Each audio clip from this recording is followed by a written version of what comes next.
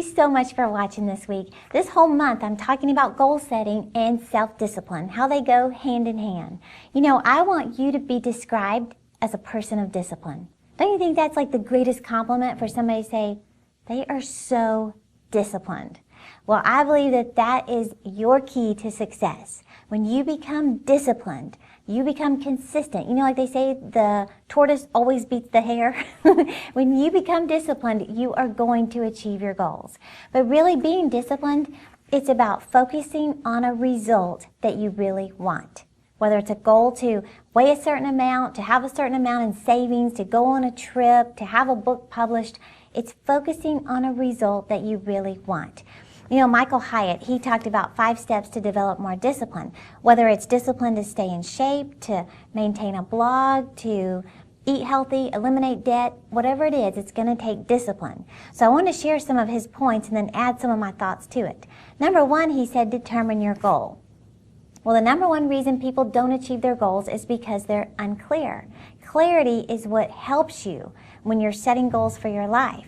You know, it's defining what you really want and being very specific about it, like getting crystal clear on what you want.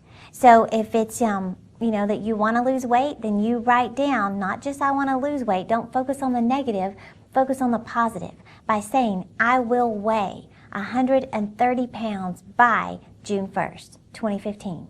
It's being very specific like that.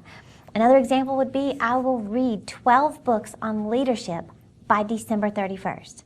Now, number 2 is list your reasons. Why do you want to achieve this goal? You know, I think sometimes that is the missing piece in both goal setting and with discipline, is why do you want to read books on leadership? Is it just to say you read 12 books? You need to define those reasons. It could be because I want to start my own company in 5 years, or because I want to pastor a church, I want to launch a business, I want to run a department, and I need to learn how to be an effective leader. Could be because, you know that the most successful people in the world have committed to continual learning, and so you want to keep learning. Why? So you'll be promoted in life. You know, they say you learn more to earn more. Well, it could be that you're wanting to earn more income, so you're wanting to increase your knowledge. You have to define why this goal is important to you. Number 3 is identify likely obstacles. I would say the number 1 obstacle is feelings. You know, you can be your biggest problem. I'm my biggest problem. It's just your feelings always telling you, you know, I don't feel like reading books. I don't want to read books. Or just getting overwhelmed and saying, what's the point? I have so far to go. Or I'm exhausted. I worked all day. I don't want to go home and read a book. Well, you have to decide up front. Do not let your feelings decide. Do not let your emotions get involved in this, because you're never going to feel like being a person of discipline. I still to this day don't feel like getting up at 5 in the morning and going to the gym. But you know what? I don't let my feelings decide anymore. I don't feel like reading a lot, but I don't let my feelings decide. Why? Because I know this behavior is going to help me achieve my goal. So don't let your feelings vote. Number 4 is develop new behaviors. You know, this is where you must focus, is on the key behaviors that you need to establish in your life. And you know, you've probably heard this phrase that the only way you change your desires is changing what you give attention to. So let's say, for example, you don't want to read, you want to watch TV. Well, how do you change that, you know, that desire to watch TV to a desire to read? You change what you give attention to. You say, for 30 minutes, I'm going to turn the TV off, go somewhere, and read a book. Well, the more you give attention to reading, the more you're going to desire reading. It just happens that way. You change your desires by changing what you give attention to. And finally, number 5 is simply stay focused. You know, I want to give you a challenge this month, or actually this week. I've been talking about goal setting, been talking about discipline the whole month, and I asked you the first of this year to write out 10 goals that you want to achieve this year, over the next 12 months. 10 goals that you're focused on. Well, those are probably kind of big, not so big that it's just crazy overwhelming, but some of them are pretty big, and they may take the whole year, or it may take 18 months, but I need you to see some progress now to keep you motivated to stay focused. So I want to give you a new challenge, to set 10 goals of just random things that you need to get done right now.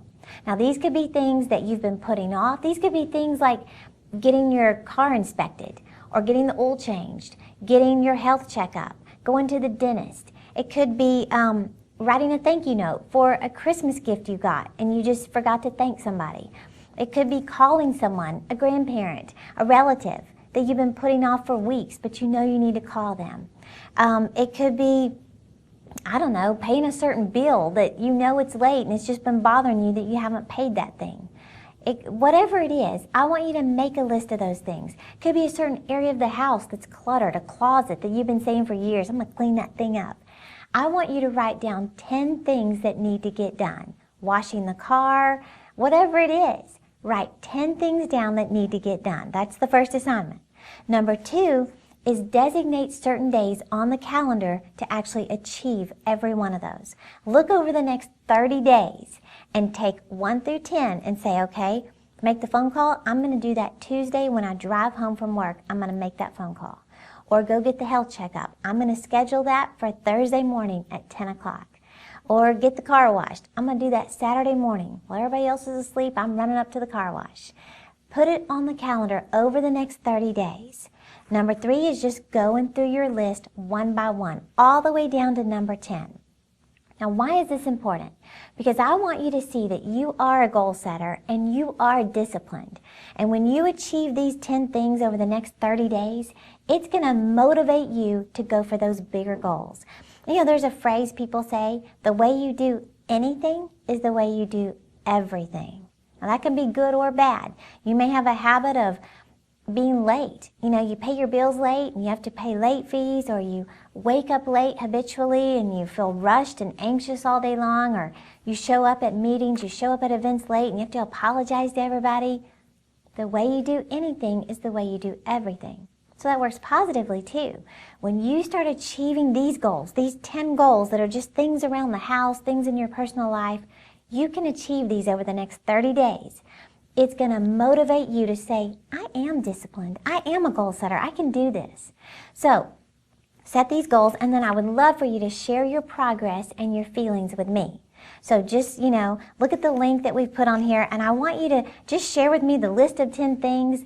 If you got them all done, just give me, I think it's going to help you stay accountable, and it's going to make you feel exhilarated that I got this. We're going to do this year. This is the year I'm changing old habits, and I am going to be a person who sets goals and is disciplined to follow through on them. So, challenge you to do that. Send them to me, and you know what? I'm continually praying over you that you are a goal setter and that you are highly disciplined more than ever before. So, if you're enjoying this, share it with a friend, subscribe to this channel, follow me on Instagram, Facebook, and Twitter so I can keep you motivated to achieve your dreams.